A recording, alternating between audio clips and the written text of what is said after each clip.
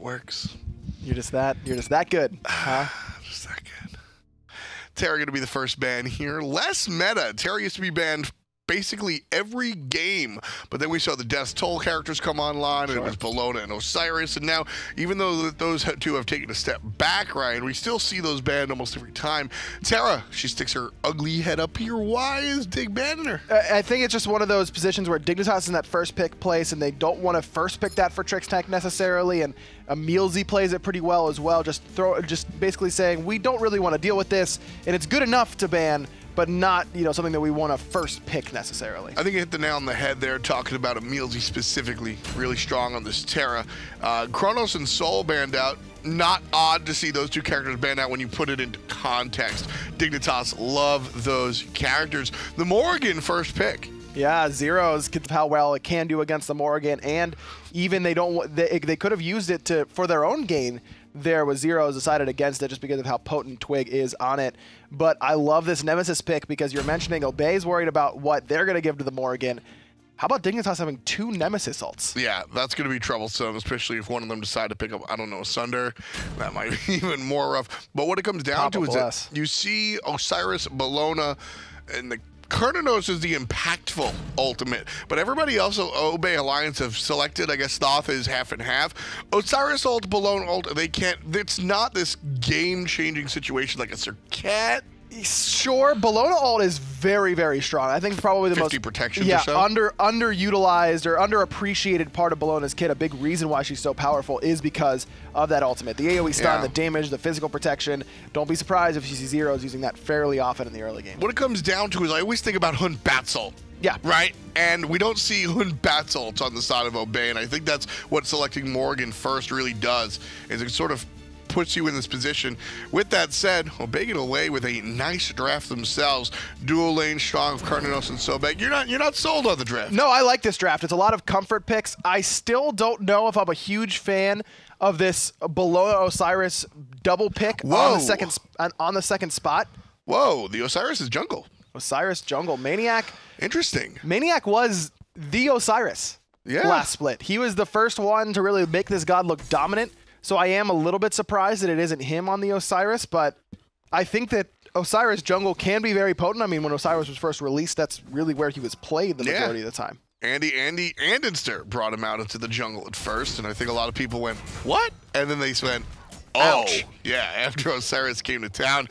I will hard disagree with you. I love the Osiris Bologna double pickup. I think on turn 2, I think it has gone down a notch since Death Toll has been touched, but you know, even with the change, I think that these two are the dominant solo laners. I think that anytime you have to go to a different character, you're kind of taking a step down. I don't know. I mean, I think Erlong Shen is heavily undervalued right now. That character is incredibly potent. There are characters that can compete. Sun Wukong is definitely right there with those guys. Tyr is having some struggles still. You saw Dibby play it earlier and had some struggles up against Enix. But I think there are warriors that aren't being played, and that's usually what you see when a set of characters becomes meta. It takes a team having a lot of success in order for other teams to buy that might be a viable option. I wouldn't be surprised come Masters Land if we see another solo laner really rise to prominence. I'll feel that. I think these Oracles going to be contested, and nobody gets the vision. Well, one's still alive, and the vision will go the way of Team Dignitas. And Emilzy is the only thing Dig sees. And with one more shot, Zeros puts him in the ground. That's first blood for Team Dignitas. That's exactly where Obey didn't want to find themselves. Emilzy at Ataraxia trying to find those Oracles when they were only level 2. The dual lane from Dig was level 3.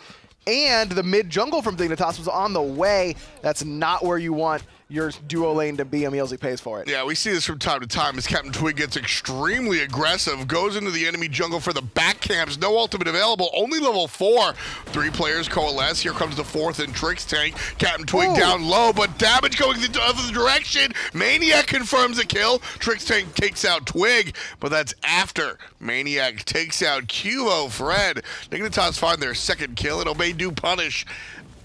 what was Twig doing at enemy backs? I think that's just one of those moments where, oh, everyone's on the left? Yeah, I can make it to backs it out in time, but Twig may have forgotten that he didn't have any boots completed yet, that slower movement speed, a little bit more difficult to get away. Luckily, Maniac comes up big. That bludgeon did almost more than 50% of Cuvo's health. That is, I don't know if people forget about it, but one of these less talked about features of the bludgeon. The more people you hit with that first half of the bludgeon, the harder the swing down hits. When you're grouped up over there, like we saw 4, it was 3 players plus Captain Twig plus a third, so it was 5 different players that Maniac comes by and hits with a bludgeon. Oh man, yeah, it's gonna hurt.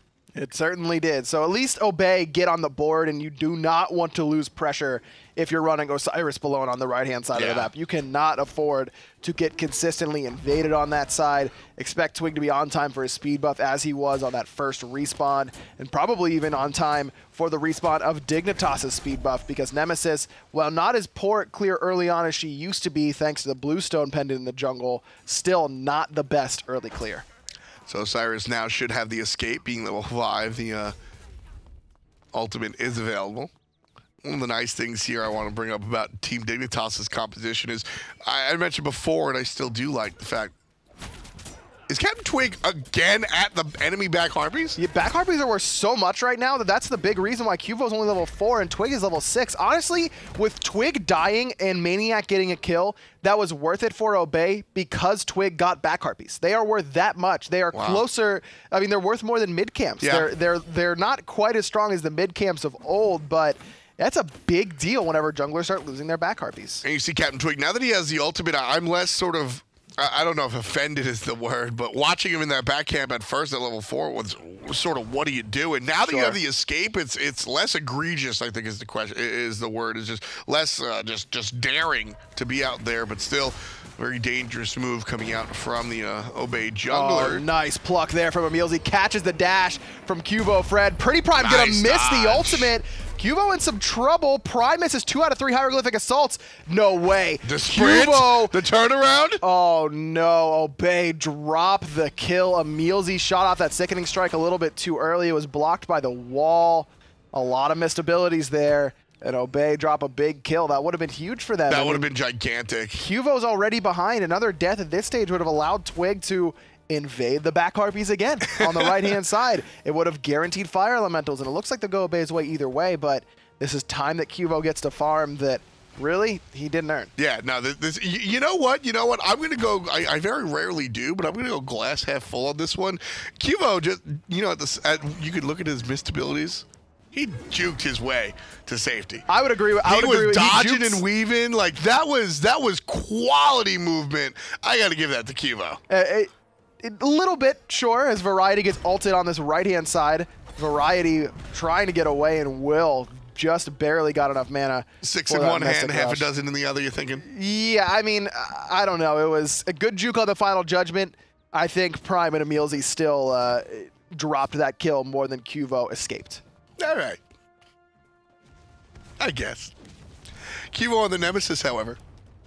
This is the counteract to going back to our picks and bans conversation. I enjoy the Maniac Captain Twig selections, but the instant Nemesis lock-in was that is the perfect way to do work. You're going to go 2 tanks? Awesome.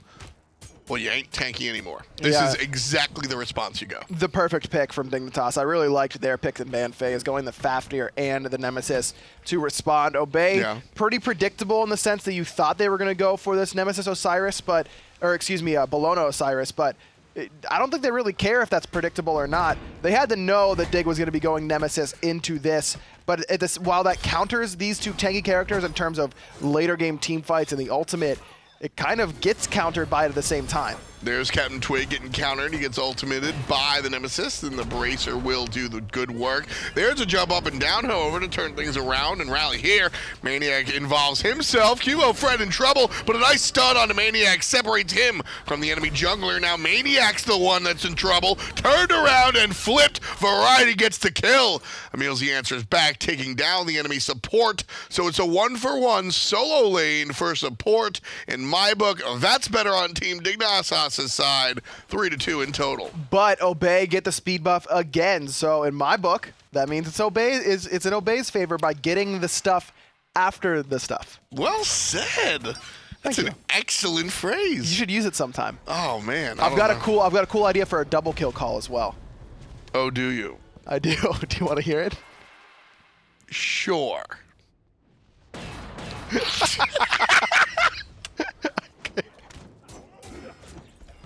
I couldn't do it. I might have lost it a little bit. I apologize to the fans at home. Team Dignitas here on the right side of the map. Your face was just so mad that I couldn't pull it off. I'm sorry. I feel like I missed a real opportunity there. You really did. You dropped the ball. You screwed the pooch. You did everything wrong. You wound up like... I'm not going to be that rude, but... It's all right. We'll get them next time. We? Yeah. We're already on this Robin here. Interesting matchup versus the Bologna. Got to get myself back into this one. I'm sorry, folks. Bologna's just running this lane. Not something that Variety's particularly used to. Is the Robin... Honestly, it's been a while since we've seen Robin in the short lane. Is this the expected matchup versus the Bologna? I don't think so. But with an Osiris in the jungle for Obey, I would say so, just because of how much farm Maniac has gotten off of these invades. Consistently getting the blue buff from Team Dignitas, stripping it away from Variety, and continuing this aggression. Maniac knows if Variety doesn't have an ultimate, the mist. But he misses the bludgeon. The bludgeon, that one's going to hurt. And every time you look at those basics underneath the tower, you say, what if that bludgeon hit? Clearly a kill. Yeah. That was dropped. Variety lives to see another day. No death yet for the UK solo laner. I mean, this is a lot of what ifs and almost so far for Obey in this game. Despite the fact that they've dropped 2 kills, still sitting up in gold. Those invades have really come up big, but you got to wonder with how good Team Dignitas' late game composition is this lead enough? Would Obey have gotten a bigger lead if they find those kills and some objectives afterwards? We're going to have to wait and see if this lead is going to carry Obey, because once that Nemesis starts to become relevant with the ultimate and the items, it's going to be difficult for that front line for Obey to really stay relevant. Exactly. I'm looking at Kilo Fred. I'm also looking at Arkle and Trixtank. This dual lane of the Team Dignitas has been very volatile throughout the course of the split. And when you're looking at Rob, yeah, he's late game and he swings real fast. You just hope he's swinging hard as well. And Trixtank, well, he's going to make Arkle swing even faster. So the later this game goes, you look across the way, Ataraxia kind of gets stunted out in comparison to the Rom. And just in general, this Dignitas team is a much later game force than what Obey has to offer. Sans pretty prime. Trixtank's heading over to the right-hand side, not here 2-on-1 to defend this speed, but Maniac's in a little bit of trouble, has that ultimate available, and could just be baiting while the rest of Obey makes the rotation. That's the game plan. 3 players coming through in the clutch. One right through the wall is pretty prime, trying to stay safe. Variety underneath the tower, already using his ultimate. Trixtank trying to stay safe, but it's a Hunter duel on the left-hand side. Raxia grabs the Hunter with the root, and a roll away saves the life of Arkle. Back to the right side, Variety dealing with Captain Twig. Maniac and Variety relatively low. I want to take a look at these support builds, because this has been kind of the talk of the town as of late after Sovereignty and Gauntlet of Thebes both received some nerfs. These are 2 supports who have been around a long time. Emilzy, obviously, a very cerebral player, likes to do the numbers on his builds. No aura items quite yet. Instead, going for this winged blade, whereas Trixtank's going for the more selfish-oriented build with that Hide of the Urchin. I mean, you say selfish, more selfish on the Urchin. Winged blade is kind of just as selfish, just protecting himself rather than his teammates in lieu of the auras that we were talking about. I don't disagree with you. Wingblade definitely not going to help out anyone on the side of Obey, except for Emilzy, but in this particular matchup, it fits beautifully because of how many slows Dig has. Captain Twig gets stunned. That's even worse than a slow, but now it's Zeros that's trapped out. 3 different players surrounding him. Aegis is good for the moment, but served up by Emilzy. And Raxia gets the kill thanks to his rotation. Captain Twig finishes what his team started in the right side jungle. 2 separate engagements, 2 separate kills.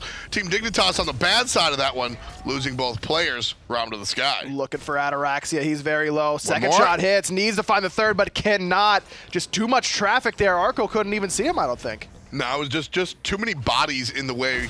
I don't know if it was intentionally done by Obey, but well done. Team Dignitas just collapse on Emilzy. He's got a little bit of help with that winged blade, excuse me. Taking a trip backwards, Maniac in trouble, but that not a lot of protections just yet. Variety playing with fire, going for the Mystic Rush aggressively, and is able to escape. Trixtank did a great job body blocking that shot out of pretty prime. But man, that engagement looked like it was all Obey, and then all of a sudden, Emilzy just stays a little bit too long, and Dig find a kill because of it. Yeah, a little bit rough there. And you know, one thing I do want to preemptively point out is that Emilzy does have movement speed online. I mean, you're looking at boots. Boots level 1 is 6%, if I'm not mistaken. Yes. And then the wing blade is going to give you some of that as well. So he is scooting. It's not like he's slower than normal because he's sitting on the level 1 boots. So he does have some of that going for him. Again, Emilzy does like to break down the numbers, so you can kind of trust in that, but not as tanky as he might want. Perhaps leaning on the Sobek passive, but even still. You do get a lot of protections from that. Probably lacking a little bit in terms of HP, but that Winged Blade is going to help out in that regard, so he's actually got more HP than Trix Tank does. Trix Tank just has a lot of protections between that Hide of the Urchin, even only a 1 stack, and his passive. He's going to be relying on his protection pool more so than his health pool. Yeah, and I think I like that a little bit better.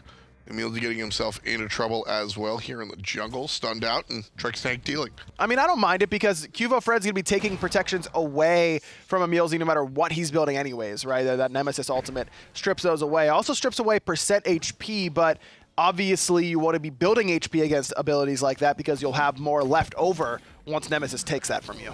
Winged Blade for me is an item that allows you to escape the slows, and Variety and Cuvo Fred certainly have a ton of slows, not even thinking about Trix Tank and Arkle. There's a lot of threat to the Sobek to get slowed, and the Winged Blade will help out against that. But I feel like if you're just getting crushed, it doesn't matter if you can escape or not, you're going to get crushed anyway.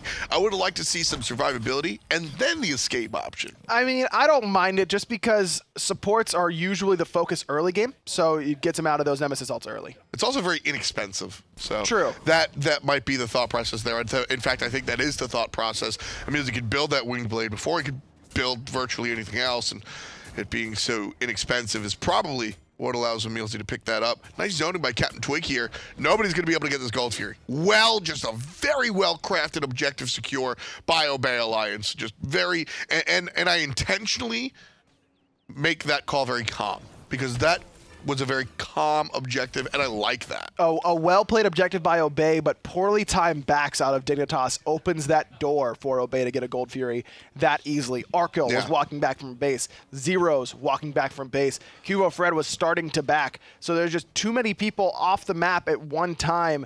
Only Trix Tank there, and you saw exactly what Captain Twig's able to do to him. Handles that support fairly easily and allows Obey to get the easy goal. And at the same time, I mean, Dignitas's poor backing. That's why Obey makes that call. Yes, they see that they see that the enemy's missing, and that's what allows them to very casually pick up that Gold Fury and very casually start off with about a 4,000 gold lead here. I mean, this is very sort of surprise that Obey is up this. If you've just been casually watching the game, you see it's 4-4, blah, blah, blah. This seems like a tie game, but Obey very much in the lead. Mostly because of the invades on the right-hand side. Cuvo just hit level 12. Captain Twig, he's sitting level 14.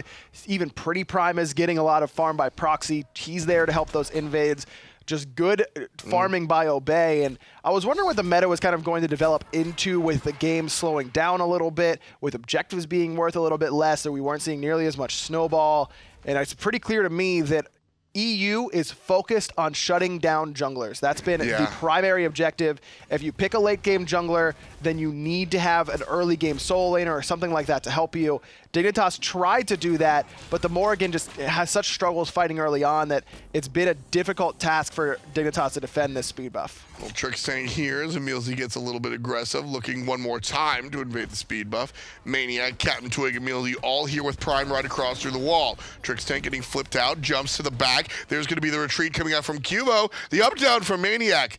Not a good ultimate there from the Bologna, but a better one coming out of Emilzy, trying to zone two different battles, one by the Fire Giant and one in the mid lane. Maniac is pretty low in that mid lane without any ultimate, but Variety's going to find Prime just as that ultimate gets fired off. Dignitas with the first kill in this engagement. Now it's Zero's trying to run away. Twig's looking for him, but they lost him. Zero's might be able to get out of here. Zero's runs directly into Maniac, realizes that's a bad spot. Maniac puts him down. Now it's Arkle versus the world. Twiggy picks up Arkle, and that's going to be 3 dead on the side of Team Dignitas. Obey just lose 1. And that guy's going to be Pretty Prime. Obey continuing their push forward, taking down the Portal Demon. And they're still leading this time by about 6,000, 5.5. Trix transforms. His jump is down, has the jump now that he's in that draconic form, but here comes Maniac through the portal. Trix is all alone here, now gonna de-transform to give himself a second jump. Beautiful stun onto Emilzy to prevent the pluck from coming through. And he's out! Pretty prime, make sure that he is not out. One shot will do it. Trix, I just don't understand the thought process there from the initial transformation. Yeah, kind of odd. Just not the play. That is not the call. Frustration coming through? No, I think it's just that he thinks, okay, a jungle, Captain Twig is low. He reads the name potentially on the jungler and thinks, assassin, can kill, very low, am Fafnir. And then he realizes that it's a level 16 Osiris that has Massive Immune and Winged Blade, and he's like, oh, I messed up, and tries to escape, but at that point, there's just too much CC for Obey. It's going to be the jump in from Maniac, looking for Zeros, who finds an exit down south. 3 players still with Pretty Prime hanging out in the wing. And Dignitas has to be careful underneath their tier 2 tower here. It's still relatively early to see a tier 2 tower siege. 18 minutes, it's reasonable, but kind of surprising. Obey is off to a tear in this one. Emilzy eats the Nemesis ultimate, but it's taking no additional damage. The damage is really onto the side of Dignitas as Zeros falls to Ataraxia. Arco comes crashing down. It is immediately met by Ataraxia. Oh, 2 players just chewed up in the middle lane. You saw them just waiting to die. Arco falls down right next to Zeros. Arco level 16, the only one that can maybe put up a fight here against Obey, in my opinion. 19 on the clock. Dig, pull the trigger.